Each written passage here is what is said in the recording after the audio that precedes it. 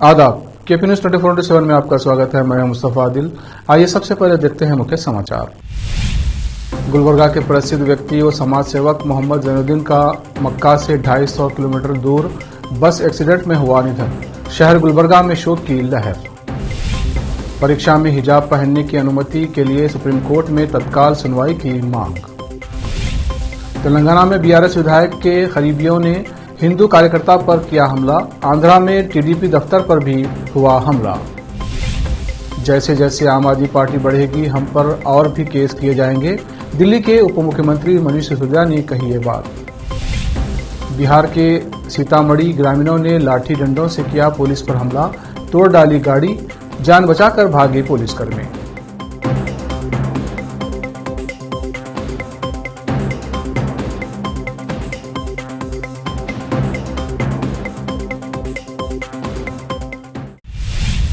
अब समाचार विस्तार से।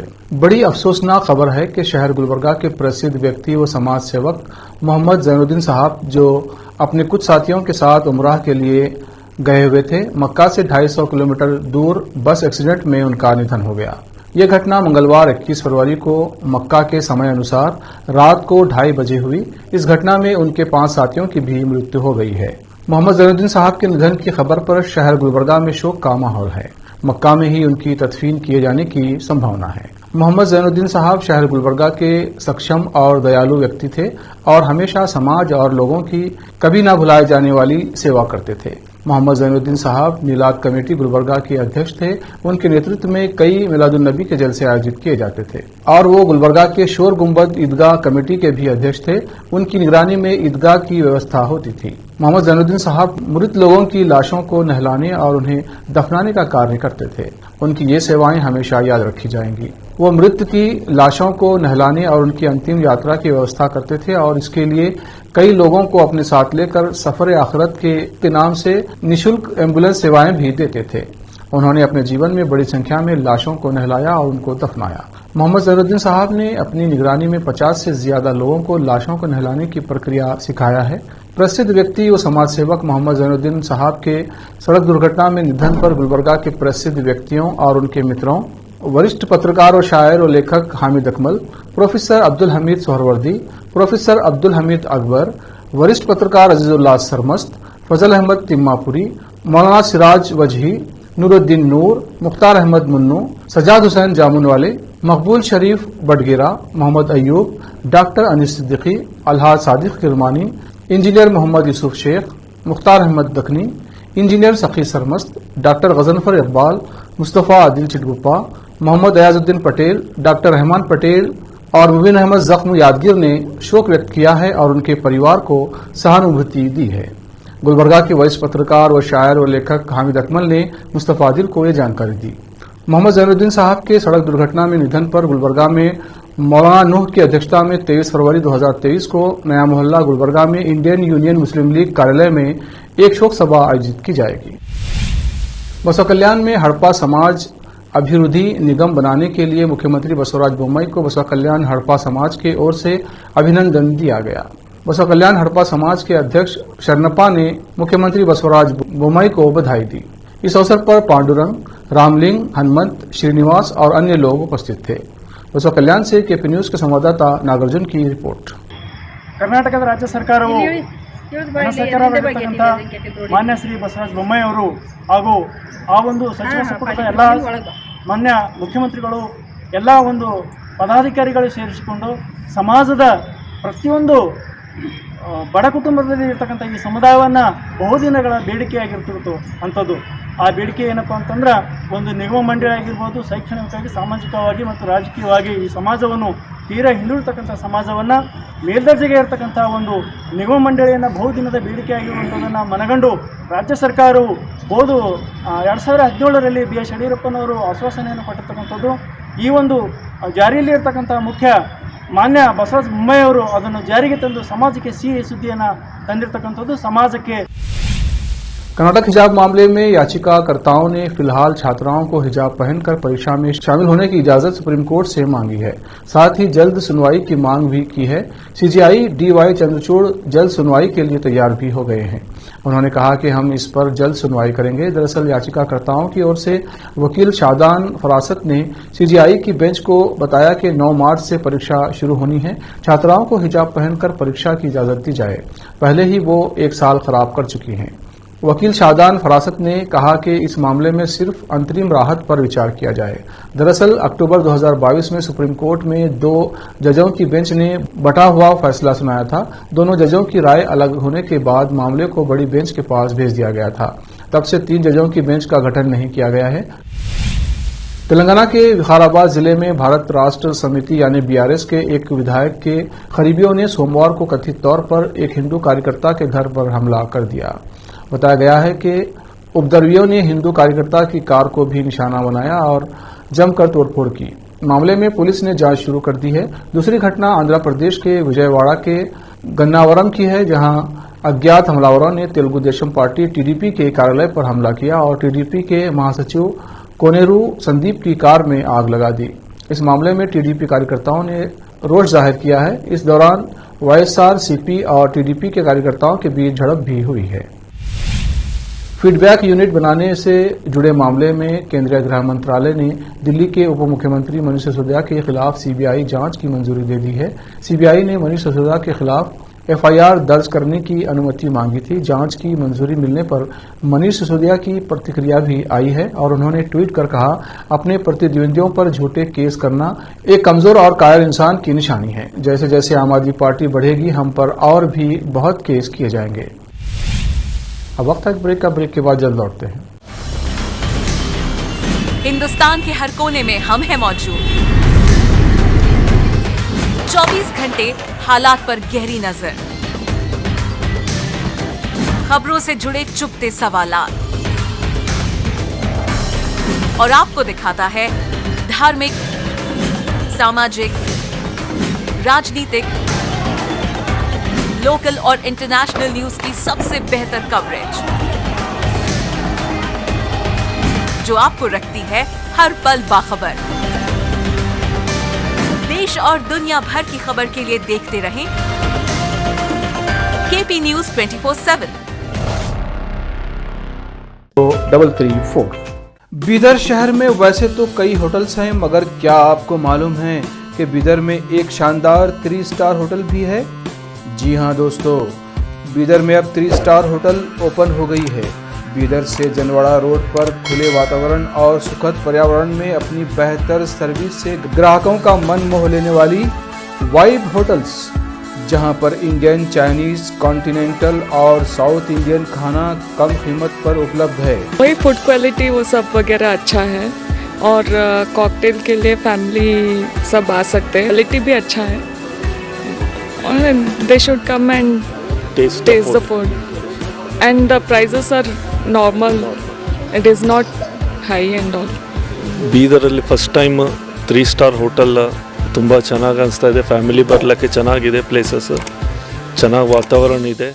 साथ ही यहाँ पर बीदर बारबेक्यू रेस्टोरेंट, पुल साइड रेस्टोरेंट और सस्या नाम से वेज रेस्टोरेंट के अलावा बार, जिम, स्विमिंग पूल, 1500 लोगों के लिए ओपन लॉन, 100 लोगों के लिए बैंक्वेट हॉल मौजूद है। और यहाँ पर सूट रूम्स के अलावा डिलक्स रूम भी उपलब्ध हैं, जिनमें सभी प्रकार की सुविधा है।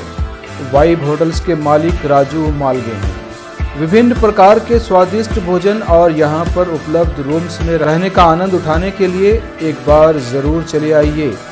वाइब 3 स्टार होटल जो ओपन हुई है, यहाँ पर मैं 2-3 बार आया हूँ और यहाँ का टेस्ट भी बहुत अच्छा है। सभी रीज़नेबल हैं यहाँ पे रेट्स वगैरह। याद रखिए, वाइब होटल्स, जहां आप एक बार आएंगे तो बार बार आना पसंद करेंगे और यहाँ के स्वादिष्ट भोजन आपका मन मोह लेंगे।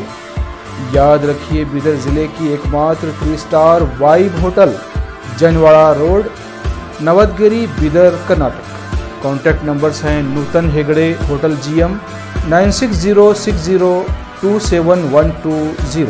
नमस्ते, मेरा नाम नूतन है और हम लोग राजू मिलगे साहब ने बीदर में एक अच्छे से 3 स्टार होटल ओपन किया है अभी। Great destinations hotels and resorts management company के लिए रन करने के लिए दिया है। बीदर का क्राउड के लिए क्या चाहिए, क्या ज़रूरत है, इसका हिसाब से हम लोग होटल को प्राइसिंग भी किया है। और एक है हमारा pure vegetarian restaurant, south Indian restaurant, Sasya vegetarian restaurant है। और होटल में आपको स्विमिंग पूल है, जिम है और बहुत कुछ जो चाहिए आपको फैसिलिटीज़ अवेलेबल है। तो आपको मॉर्निंग वॉक के लिए भी जा सकते हैं, उतना जगह है इधर सब। सो प्लीज़ सब लोग एक बार आके हमारा खाना और हमारा सर्विस, रूम्स एंड हॉस्पिटैलिटी को एंजॉय करके आपका सपोर्ट देने के लिए चाहते हैं। रजिस्ट्रेशन का नंबर है 8482460982। ईमेल reservations.b@vibehotels.com और वेबसाइट है www.vibehotels.com। ब्रेक के बाद फिर एक बार आपका स्वागत है। आइए देखते हैं आगे के समाचार। बिहार के सीतामढ़ी से पुलिस पर हमले का एक वीडियो सामने आया है, जहां ग्रामीणों ने अचानक से पुलिस पर हमला बोल दिया और पुलिसकर्मियों को मौके से भागने पर मजबूर कर दिया। यह घटना सीतामढ़ी के उपरी थाना क्षेत्र के भिट्टा गांव की बताई जा रही है। घटना का जो वीडियो सामने आया है उसमें साफ देखा जा सकता है कि लोगों ने किस तरह से पुलिस को घेर कर उन पर हमला किया। वीडियो में ग्रामीण पुलिस और पुलिस के वाहनों पर हमला करते हुए नजर आ रहे हैं। पुलिस और पुलिस वाहन पर जमकर लाठी डंडे बरसा रहे हैं। 3 दिन पूर्व भिट्टा गांव में संदेहास्पद स्थिति में सहनी के पुत्र मुकेश सहनी की मौत हो गई थी, जिसे गांव के लोग हत्या बता रहे हैं। गुस्साए गांव के लोगों ने जमकर हंगामा किया और प्रदर्शन करने लगे। प्रदर्शन के कारण सड़क पर जाम हो गया था। जाम की सूचना मिलने पर ऊपरी थाना पुलिस मौके पर पहुंची और लोगों को समझाने का प्रयास किया गया, लेकिन इस दौरान उन्होंने पुलिस पर ही हमला कर दिया। इतना ही नहीं, वाहनों को भी क्षतिग्रस्त करने लगे। ऐसे में पुलिस को वहां से भागना पड़ा। उत्तर प्रदेश के वित्त मंत्री सुरेश खन्ना ने बुधवार को यूपी विधानसभा में वित्त वर्ष 2023-24 का बजट पेश किया। इस दौरान उन्होंने बताया कि देश की जीडीपी में उत्तर प्रदेश का योगदान 8% से अधिक का है। वित्त मंत्री सुरेश खन्ना ने साल 2023-24 के लिए 6,90,242 करोड़ रुपए का बजट पेश किया। उत्तर प्रदेश की योगी सरकार 2 के दूसरे आम बजट में वित्त मंत्री सुरेश खन्ना ने किसानों, युवाओं और महिलाओं के लिए कई घोषणाएं की। इसके अलावा उन्होंने शिक्षा, युवा रोजगार, एक्सप्रेस वे विस्तार, एयरपोर्ट, कृषि और इंफ्रास्ट्रक्चर पर फोकस किया। उत्तर प्रदेश के वित्त मंत्री सुरेश खन्ना ने विधानसभा में बजट भाषण की शुरुआत शाराना अंदाज में की। उन्होंने कहा, योगी जी का बजट बना है, यूपी की खुशहाली का ये अद्भुत रंगीन करेगा। आने वाली होली को उन्होंने आगे कहा, सुधर गई कानून व्यवस्था, उद्योगों की अलग जगी, यूपी बना ग्रोथ इंजन। इस सब पहली दफा समझ बैठे, लहरों से मत सवाल कर, डूब के खुद गहरे पानी में पानी का फलसफा समझ। अब वक्त है ब्रेक का। ब्रेक के बाद जल्द लौटते हैं। हिंदुस्तान के हर कोने में हम हैं मौजूद। 24 घंटे हालात पर गहरी नजर, खबरों से जुड़े चुपते सवालात और आपको दिखाता है धार्मिक, सामाजिक, राजनीतिक, लोकल और इंटरनेशनल न्यूज की सबसे बेहतर कवरेज, जो आपको रखती है हर पल बाखबर। देश और दुनिया भर की खबर के लिए देखते रहें केपी न्यूज 24/7। ब्रेक के बाद फिर एक बार आपका स्वागत है। आइए देखते हैं आगे के समाचार। दिल्ली नगर निगम सदन में मेयर चुनाव की प्रक्रिया शुरू हो गई है। भाजपा सांसद मीनाक्षी लेखी ने पहला वोट डाला। सांसदों को पहले वोट डालने की अनुमति दी गई है। सुप्रीम कोर्ट के आदेश के बाद मेयर चुनाव कराया जा रहा है। इससे पूर्व 3 बार हंगामे के चलते सदन की कार्रवाई को स्थगित करना पड़ा था। आज मेयर, डिप्टी मेयर और स्टैंडिंग कमेटी के सदस्यों का चुनाव होगा, जिसकी प्रक्रिया शुरू हो गई है। हालांकि इस बीच कुछ मीडिया रिपोर्ट में बताया जा रहा है कि कांग्रेस के पार्षद मेयर चुनाव का बहिष्कार कर रहे हैं, जबकि आम आदमी पार्टी और भारतीय जनता पार्टी के पार्षद सदन में पहुंच रहे हैं। वहीं सदन के बाहर भारी संख्या में सुरक्षा बलों की तैनाती की गई है, जिसमें पुलिस और अर्धसैनिक शामिल हैं।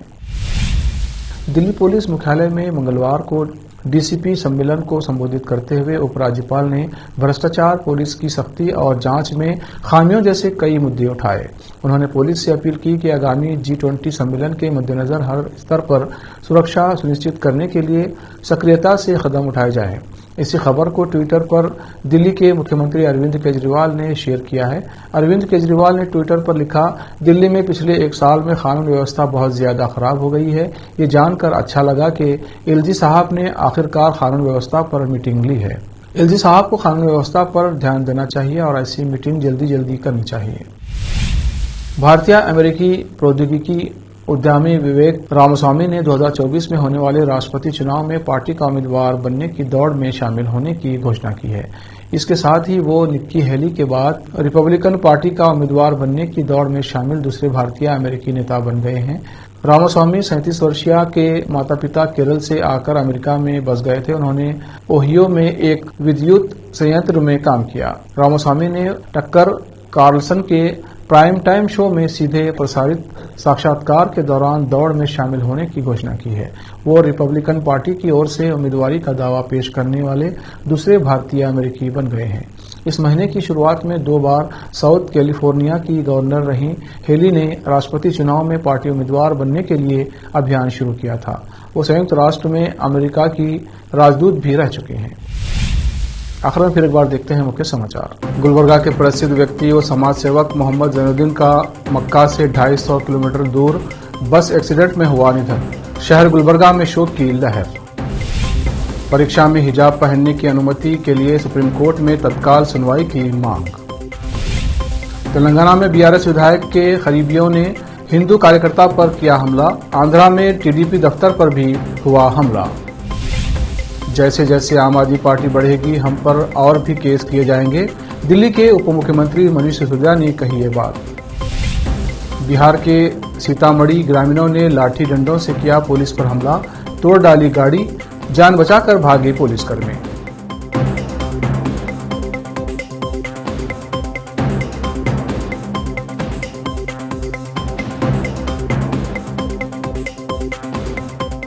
केपी न्यूज में इतना ही। देश प्रदेश के समाचारों के लिए देखते रहिए केपी न्यूज 24/7। धन्यवाद।